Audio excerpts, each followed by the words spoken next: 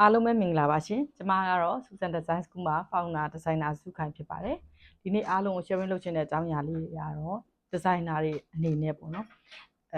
Customer ရဲ့အထည်မမီကြတဲ့အားမျိုးလေးတွေရှိတတ်ပါတယ်ဒါကြောင့်မလို့ပေါ့နော်ကျမစီမှာမုံမှန်လာတတ်တဲ့ကလေးတွေဆိုလို့ရှိရင်ကျမရဲ့ဒီစနစ်လေးတွေသဘောကျတယ်ဆိုပြီးတော့ပေါ့နော်ပြောလာတဲ့အတွက်ဒီနေ့လေးတွေကို sharing လုပ်ခြင်းဖြစ်ပါတယ်ပြီးတော့တချို့တွေကြတော့လည်းကျမရဲ့ဒီ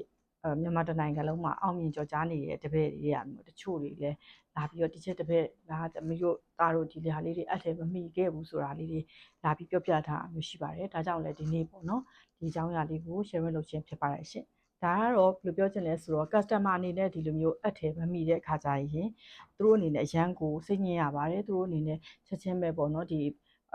သူတို့တွားဖို့အတွက်ဒါမှမဟုတ်ရှင်သူတို့မင်္ဂလာပွဲအတွက်အလူအတွက်ပေါ့နော်တခုခုပြန်ပြီးစီစဉ်ရတာမျိုးခက်ခဲရှိတယ်လို့မျိုး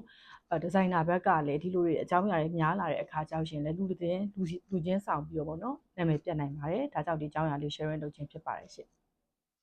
အဲ့တော့ကျမတို့အနေနဲ့ဒီ customer တွေအထည်လာအပ်ပြီဆိုလို့ရှိရင်ဥပမာဖြင့်တရက်နေ့မှာမတ်နီရကိုအင်ကြီးဘာရောင်ဘောင်းမီဘာရောင်အကုန်လုံးချရေးမှာပေါ့နော်အကုန်လုံးချရေးပြီးတော့ကိုက2ရက်နေ့3ရက်နေ့ပေါ့နော်ဒါကတော့ကိုသူ့ရဲ့ date တိုင်းအကုန်လုံး customer တွေရဲ့နေသူတို့အပ်တဲ့အထည်တွေတိကျရေးလိုက်ပါမယ်နောက်တစ်ခုကကျတော့အဲ့လိုရေးပြီးပြီဆိုလို့ရှိရင်ကိုက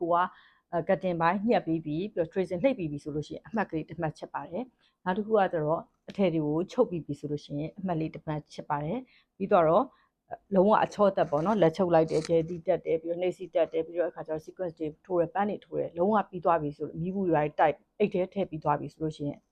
3မှတ်ချက်လိုက်ပဲနော်ဒီအမှတ်3မှတ်ချက်ပြီးပြီဆိုလို့ရှိရင်လုံးဝပြီးသွားပြီဒါအိတ်ထဲပဲထည့်ဒါမှမဟုတ်လို့ရှိရင်လည်းဟိုပွဲတက်အင်ဂျီလေးဆိုလို့ရှိရင်လည်းဒါကျမတို့ Susan Design ကဂျိတ်လေးနဲ့ပေါ့နော် plastic အိတ်လေးနဲ့ခါတယ်ထုတ်ပိုးပြီးပြီဆိုလို့ရှိရင်เนาะ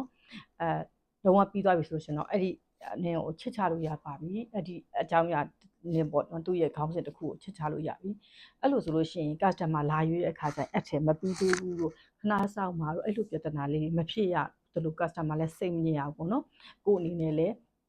လုံးဝပေါ့နော်ဒီဘယ်လိုခေါ်မလဲဒီလိုမျိုးလုံးဝမမားတော့ဘူးပေါ့နော်အဲ့လိုလေးပြောချင်ပါတယ်အဲ့လိုလုံးနိုင်ဖို့အတွက်ခေါင်းဆောင်ခေါင်းတယောက်အနေနဲ့ကိုတိုင်းလည်းအရေးကြီးဆုံးလုပ်တွေကိုလုပ်တတ်ရပါတယ်နောက်တစ်ခုကကျတော့ကိုနဲ့အတူကိုရဲ့ဝန်ထမ်းတွေကိုရဲ့တပည့်တွေလည်းပါလာအောင်လို့လည်းစီယုံပြီးတော့ပြောနိုင်ရပါမယ်ကိုတိုင်းအရေးကြီးဆုံးအလုပ်တစ်ခုလုပ်နေတယ်လို့မျိုးကြံတဲ့လူတွေလည်းပါလာအောင်လို့ပေါ့နော်လက်တွဲခေါ်နိုင်ရပါမယ်ဒီလိုမျိုးအကြောင်းအရာလေးတွေကိုနောက်ထပ်လည်းအများကြီး share လုပ်သွားပါအောင်မယ်ရှင်အားလုံးကျေးဇူးတင်ပါတယ်ကျမတို့ဒီဇိုင်နာစုခိုင်ပါ